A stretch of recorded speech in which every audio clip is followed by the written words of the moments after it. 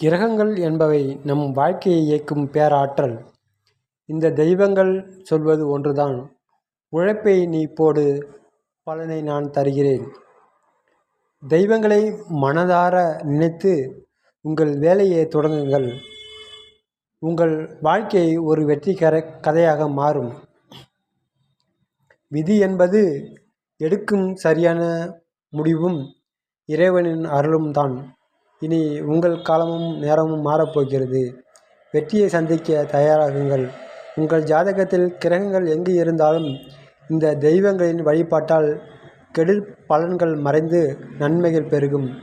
பயத்தை போக்கி நம்பிக்கையோடு நீங்கள் எடுக்கும் ஒவ்வொரு அடியும் உங்களை ஒரு வெற்றியாளனாக உலகிற்கு அடையாளம் காட்டும்.